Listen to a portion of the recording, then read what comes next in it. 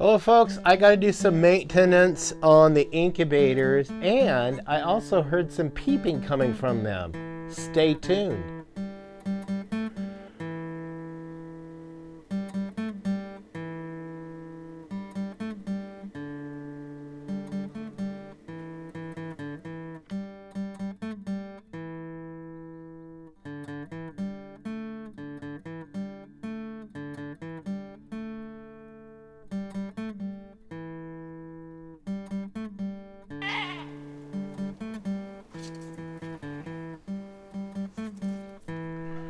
Hello, welcome back to Pine Meadows Hobby Farm. I'm your host, Jerry Hansen.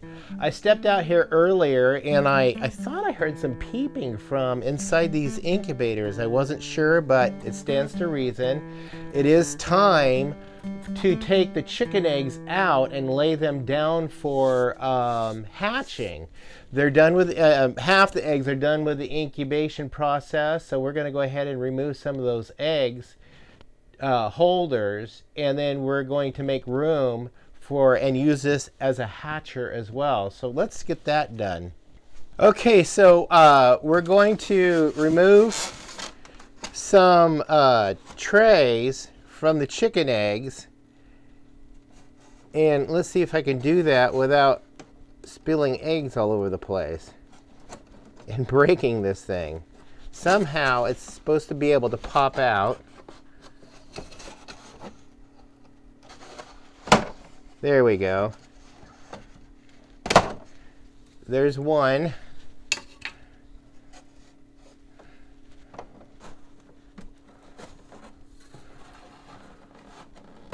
Okay. See how they have flat sides to them? And that's how you want to turn them a specific way to get them to come out. So we're going to lay the eggs like I explained in a previous episode. Now these are dated 3/1, so this is the 22nd, so it is time to take these eggs out and lay them down for incubating. We will not be turning these eggs. The other eggs can turn because they're dated 3/20, but I just need enough room to get these other eggs out so they don't. Yeah, we'll just take those out. 3/1. Yeah, all these are eggs for 3/1.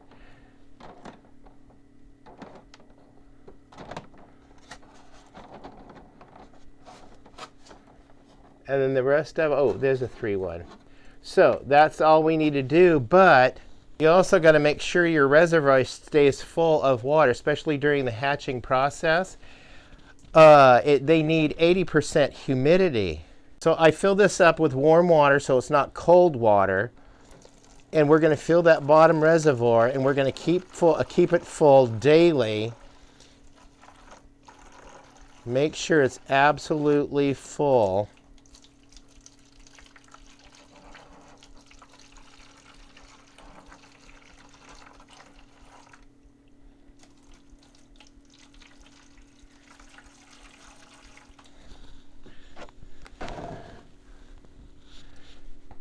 And then we'll go ahead and put this back down and wait for incubation or hatching. Now, in some cases, you'll start hearing peeping from inside the eggshell. I've heard it over the years as I was hatching. So just keep a close eye on your eggs and make sure that they're going to be viable. Now we candled these eggs the other night. I need to fill up just top off all the reservoirs and make sure. Now the goose eggs and the duck eggs, we have next week. I take them out. And the turkey eggs, I think tomorrow or the next day I will take them out.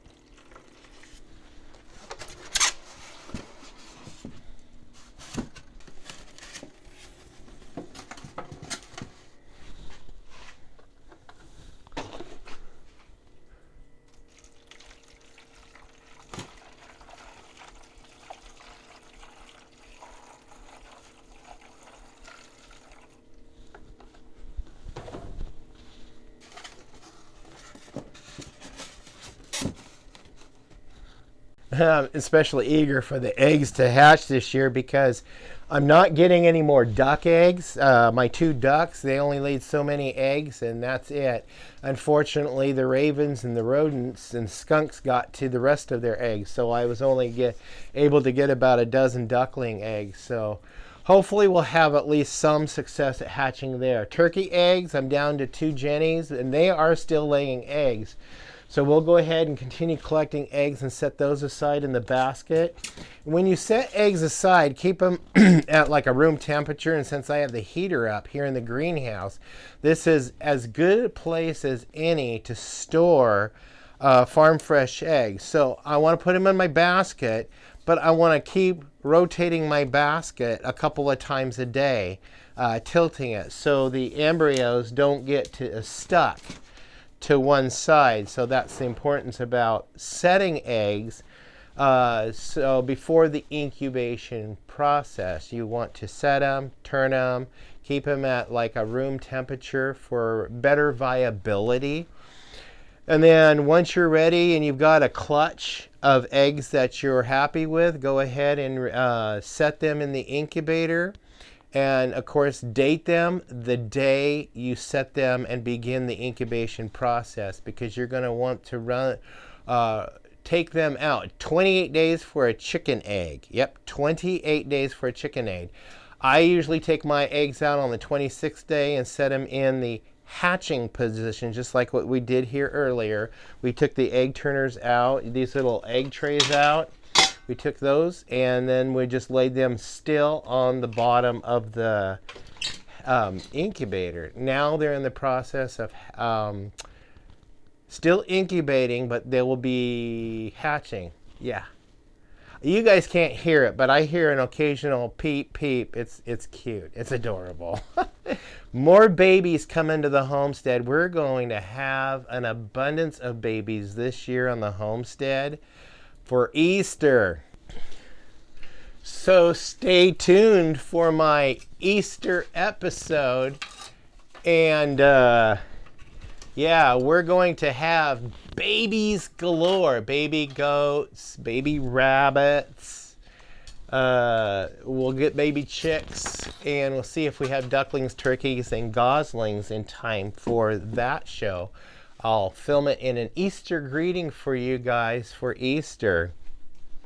So stay tuned for that show. I'm your host, Jerry Hansen. This is Pine Meadows Hobby Farm. I am having a blast, both with the greenhouse and with incubations. Hey, before I sign off, let me give you a quick look-see just in the greenhouse alone to see what's going on, and I'll kind of give you a verbal tour as I show the camera around. Let's go. So this is my toy collection, and then there is my sound bar where I play classic music and other like jazz music that I like. And there's another shelf over there. And then I've got my books, my library, and then my shelf full of pesticides and fungicides and plant food, and then plant pots that I got from Dollar Tree. Yes. And then I added a bunch of shelves. So we added these shelves here. So right here, I've got yellow squash and zucchini growing. Look how big they're getting. We're going to have an awesome success. Last year, my zucchini was toast. Okay, here's a hanging basket. We do have the flowers growing in there now. And then I do have, what do I have growing in there? I can't read that. Melons, bigger pots, got those at Dollar Tree. And here's another hanging basket of flowers. There is yellow squash there. I'll be separating those in individual pots here pretty soon. Sets of onions that I started from seed last year. Tomato starts that I separated and got them growing individually in pots. I also have some plants growing down in there. I separated the Swiss chard. They're all now separated in their own individual pots. So I have a buyer for some Swiss chard already. Here's lettuce. We've got to harvest that. This is radish. A friend of mine from Canada sent me this purple variety of radish. I'm really looking forward to more of those. This is some lettuce. This is, look at my peppers. Yum. And then I've got, I don't think this looks like lettuce to me. What do you guys think? I think this looks like a weed. It does not look like a lettuce, and that's all that's growing in there. Spinach. Strawberries, got to get those in. More tomatoes, garlic, more Swiss chard, my onions. And then I've got my variety of plants that I've planted up here. I'm losing my light because it's getting really dark out here. And then, of course, my upper rack. Yep, the greenhouse is growing like crazy. Then down here I have broccoli and cauliflower that I've separated in their own pots. There's the grand tour to see what's growing in the greenhouse here towards the end of March. Garden is going to get ready March, April. Wait for the last frost, and we're going to be moving a lot of plants outdoors. I've got plastic for making tenting just in case. Yeah, here's my plastic for making tents this year. I failed last year. We lost a lot of plants. I'm not going to make the same mistake this year because I want to grow zucchini and I want to make some zoodles. Yes, doggone it. Anyway, stay tuned to more videos. You could do that by subscribing, then clicking that bell icon. Please like the show and click that share button. Sharing my videos on your social media platforms helps out the show a lot. Also, something else you could do for us is leave a comment or a question. I enjoy reading your comments and questions. And always, please remember, be safe and always be kind. We'll see you guys in the next episode. I'm going to go in the house and relax and elevate my knee.